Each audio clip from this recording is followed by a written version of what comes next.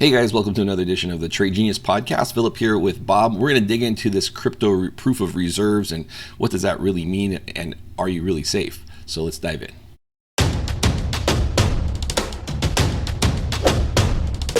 Trade Junior. Yeah, so Bob, proof of reserves is a new buzzword after the FTX collapse, and Binance was kind of the more prominent exchange to say, yeah, we're going to come out with proof of reserves. But as you've brought up, that doesn't really tell us the whole story here. What's your take on that so far? Yeah, I mean, look, I think we learned the last couple of weeks that these guys play hide the salami, right? So they just keep moving these reserves around. And look, for us who've been trading in the stock market for many years, this is an old game the bankers play where they shove their junk to the Federal Reserve. The Federal Reserve gives them cash, and they show in their books every quarter how pristine their balance sheets are with cash, and then they have to give that collateral. They have to take it back from the Fed and give them back their cash. And we have no idea what the value of that collateral is because they don't have to really report it. I think we're finding the same thing out in the crypto exchanges. One thing I was really shocked at, Phil, I never thought this was their money to even work with. I knew in the stock market I signed an agreement that unless I hold the stock certificates, I'm an unsecured creditor to the exchange because they lend out those shares for margin and collect interest from that.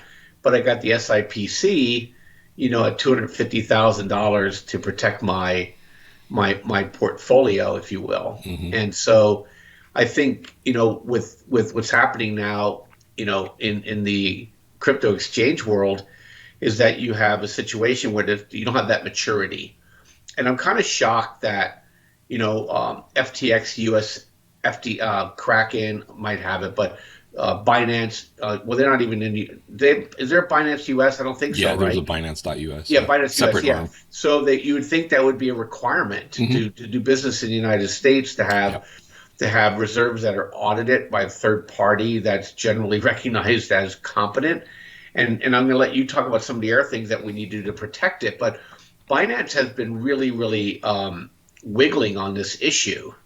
And I don't know if they're just stalling for time to try to get assets back in that they lent out or what, but he's really dancing on a needle here to say, yeah, we're going to get there, but they have the same auditor that FTX has, and so I don't know if there's a standard out there, but I'm just shocked. There's not a failure of our regulators, and then on top of it, if Binance goes down, then I think again we're talking cascades again, and one of these going to bring down the stock market because we just don't. You're pulling on these threads. We don't know who all the counterparties are, Phil.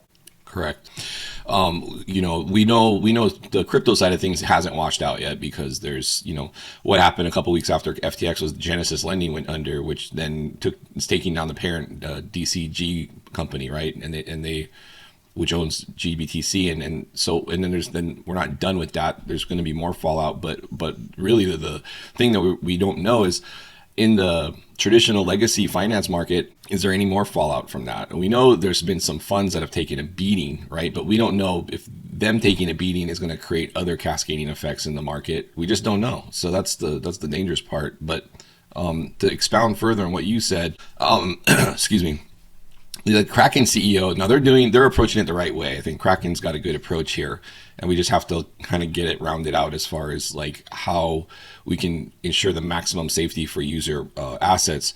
But he said, look, you got to have your assets have to include your liabilities, right? Otherwise, who knows? And the other thing too is you have to have custodian control over the wallet. So, you could say here's Binance's wallet. It has like say $100 million of crypto in it. Well, that's fine and dandy, but do you really own the keys to that wallet as the exchange, or did you pledge that wallet asset for collateral somewhere else? And as long as the person that holds that collateral is able to say, oh yeah, here's the wallet, it's here, they could be playing a game behind the scenes to make you think that everything's kosher. So I think the ultimate thing would be if you have a wallet on an exchange, which is basically your user account, that user account is basically a wallet that you have to like cryptographically sign to move assets around. So it makes it literally impossible for them to take your funds and move it off. They'd have to use their own exchange wallets to, do whatever they want with. But I think ultimately at the end of the day, that's really what's going to solve the problem of people losing assets when these exchanges end up doing shady things and going insolvent.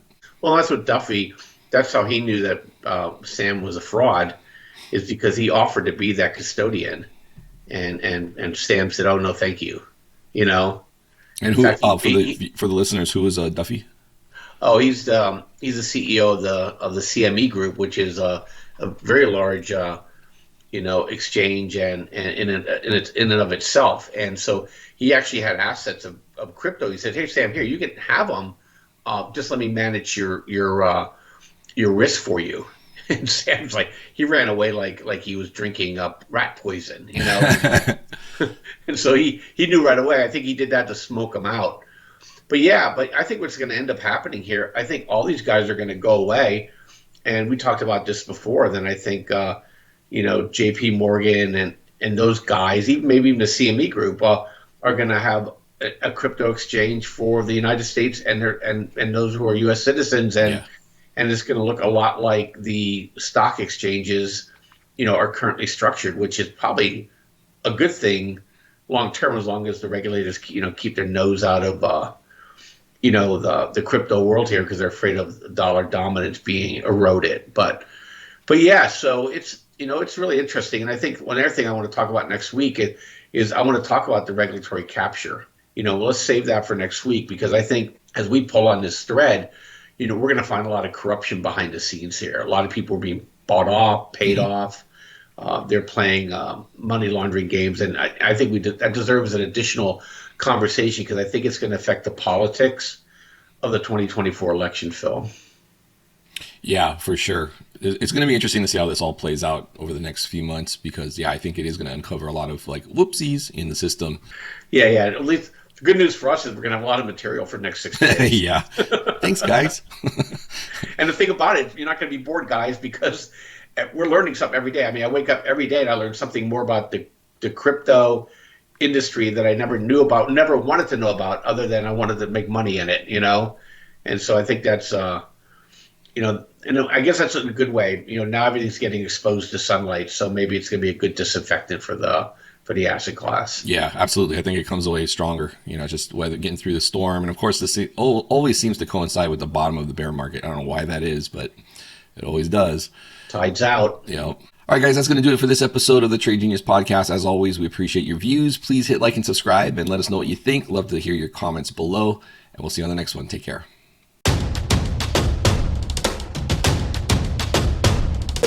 Trade Genius.